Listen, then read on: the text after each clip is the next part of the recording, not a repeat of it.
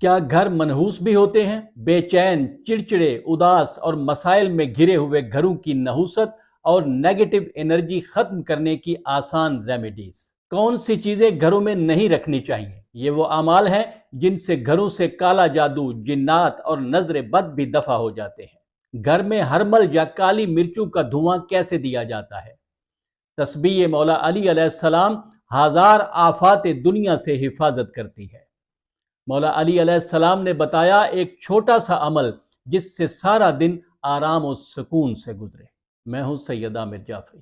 امام جعفر صادق علیہ السلام کا فرمان ہے کہ آدمی کی خوش نصیبی میں سے ایک یہ بات بھی ہے کہ اس کا مکان وسیع اور کھلا کھلا ہو۔ لیکن بعض جگہوں پر اللہ تعالیٰ گھر تو عطا فرما دیتا ہے، لیکن اس گھر میں سانس لینا مشکل ہو جاتا ہے۔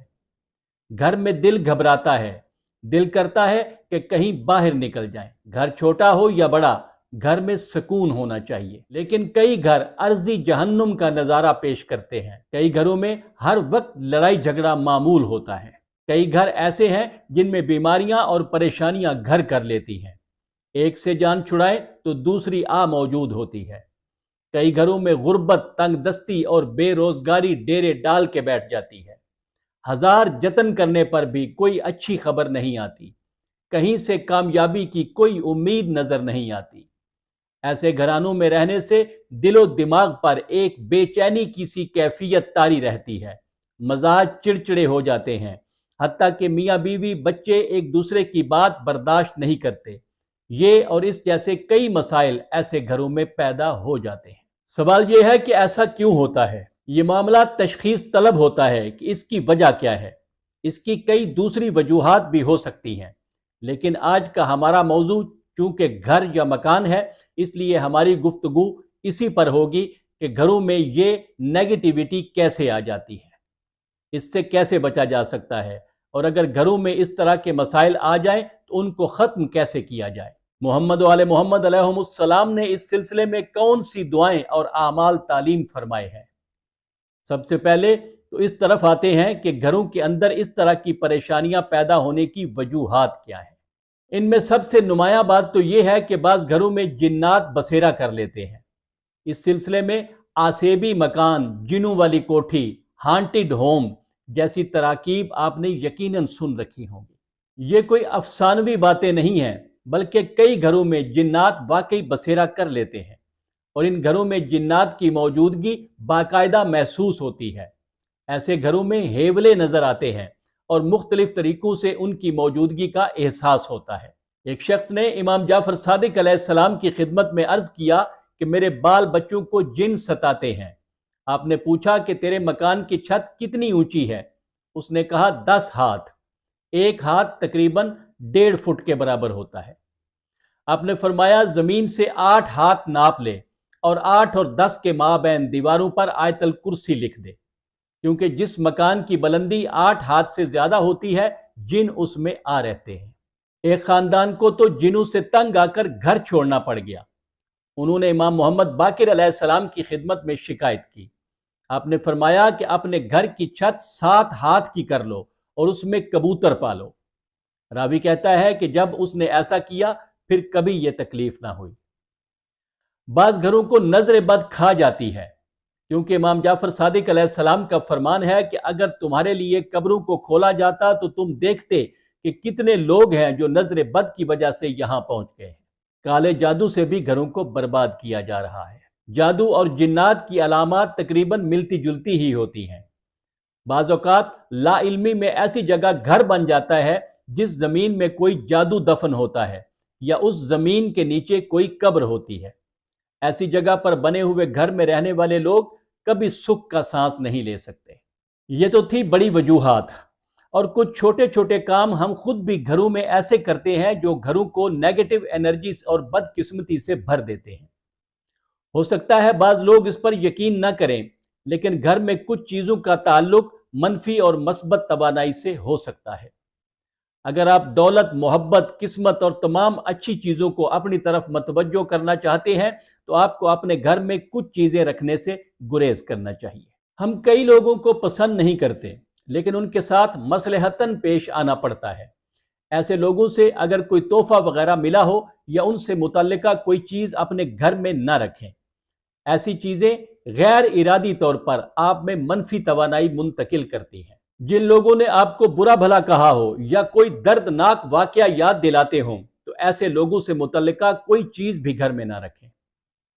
پھٹے پرانے کپڑے گھر میں نہ رکھیں، یہ گھر میں پازیٹیو انرجی کو آنے سے روکتے ہیں۔ ان کی موجودگی ہماری محبت اور جذباتی زندگی میں بدقسمتی کا باعث بن سکتی ہے۔ ٹوٹے ہوئے برتن، حتیٰ کہ داغدار اور کریکس والے برتن بھی نحوست اور شیاطین کو اپنی طرف کھینچتے ہیں۔ ایسے گھر میں اداسی تو ضرور ہوتی ہے۔ اپنے گھر میں کوڑا کرکٹ مت رکھیں کیونکہ شیاطین اس پر بسیرا کرتے ہیں۔ اور جھاڑو جب رکھیں تو اس کا بالوں والا حصہ نیچے کی طرف رکھا کریں، ورنہ یہ گھر میں بد نصیبی کا باعث بن سکتا ہے۔ گھر میں کینچی کبھی کھلی ہوئی نہ رکھیں بلکہ اسے بند کر کے رکھیں۔ جس گھر میں مردہ جانور کا کوئی حصہ رکھا جائے جیسے کھالیں، ہاتھی دانت، ہڈیاں وغیرہ، تو ایسے گھر میں نحوست اور برائی ضرور آتی ہے۔ خشک یا مرجھائے ہوئے پھول یا پودے گھر میں کبھی نہ رکھیں، یہ بہت بڑا منفی اثر رکھتے ہیں۔ کسی بھی طرح کا کوئی کانٹے دار پودا گھر میں نہ لگائیں، ایسا گھر مالی مسائل کا شکار رہتا ہے۔ اپنے گھروں کے آئینوں کو بہت اچھی حالت میں رکھا کریں۔ ٹوٹا ہوا اور داغدار آئینہ گھر میں ہرگز نہ رکھیں۔ آئینہ بستر کے پیروں کی طرف بالکل نہیں ہونا چاہیے۔ یہ تو تھے مسائل، اور اب آتے ہیں ان کے حل کی طرف۔ اگر گھر میں لڑائی جھگڑا ہو، مختلف تنازعات جنم لیتے رہتے ہوں تو ایسے گھر میں روزانہ سورہ بقرہ کی آیت نمبر 42 سے آیت نمبر 52 کی تلاوت کیا کریں، اور کچھ کالی مرچوں پر آیت الکرسی ہم فیہا خالدون تک 7 بار پڑھ کے انہیں کوئلوں پر ڈالیں اور یہ دھواں گھر میں پھیلائیں۔ انشاءاللہ لڑائی جھگڑے ختم ہو جائیں گے۔ اس کے علاوہ ہرمل کی لکڑیوں پر سورہ ابراہیم پڑھ کر اس کا دھواں گھر میں پھیلانے سے نحوست یا نیگیٹیوٹی میں واضح کمی آتی ہے۔ کچھ دنوں تک سورہ ابراہیم کی آیت نمبر 42 تا 45 کی تلاوت بھی کرتے رہیں۔ اگر گھر میں نحوست اور بوجھل پن ہو تو اپنی اسکرین پر موجود یہ دعا پڑھیں۔ یہ دعا پانی کے ایک برتن پر پڑھنی ہے۔ دعا پڑھتے ہوئے آپ کا دایاں ہاتھ برتن کے اندر ہو۔ جب یہ دعا پڑھ لیں تو ایک ایک مرتبہ سورہ فلق، سورہ ناس، سورہ حمد اور سورہ زلزال پڑھ کر یہ پانی اپنے گھر میں چھڑک دیں۔ یہ عمل 7 دن تک کریں۔ گھر سے ہر طرح کی نحوست، نظر بد اور جادو کے اثرات ختم ہو جائیں گے۔ رسول اللہ صلی اللہ علیہ وآلہ وسلم کا ارشاد گرامی ہے کہ جو سورہ انعام کی پہلی 3 آیات کو صبح ایمان کے ساتھ اور ان کا معنی و مفہوم سمجھ کر پڑھے گا تو اللہ 70,000 فرشتوں کو اس کو مصیبتوں سے بچانے پر مامور کرے گا۔ یعنی ان آیات کی پابندی سے تلاوت کرنے پر اللہ اس شخص اور اس کے پورے گھر کی ملائکہ کے ذریعے حفاظت فرماتا ہے۔ گھر، مال و دولت اور اہل و عیال کی حفاظت کے لیے مولا علی علیہ السلام نے ہدایت فرمائی کہ سورج نکلنے سے پہلے سورہ توحید، سورہ قدر اور آیت الکرسی 11 بار پڑھا کریں۔ اللہ ان سب کو ہر خطرے سے محفوظ رکھے گا۔ جو شخص دوپہر کو 4 رکعتیں پڑھے اور ہر رکعت میں سورہ حمد اور آیت الکرسی پڑھے تو اللہ تعالیٰ اس کو، اس کے اہل و عیال، اس کے مال، اس کے دین اور اس کی دنیاوی زندگی کو محفوظ فرمائے گا۔ اس کے علاوہ اپنی زندگی کو، اپنے گھر کو، اپنی مال و دولت اور اپنے اہل و عیال کو 1000 قسم کی دنیاوی آفتوں سے بچانے کے لیے تسبیح مولا علی علیہ السلام بہت مؤثر ہے۔ مولا علی علیہ السلام نے برا ابن عازب سے فرمایا، کیا میں تمہیں کوئی ایسی بات سکھاؤں کہ اگر تم اس پر عمل کرو گے تو تم خدا کے دوستوں میں سے ہو جاؤ گے؟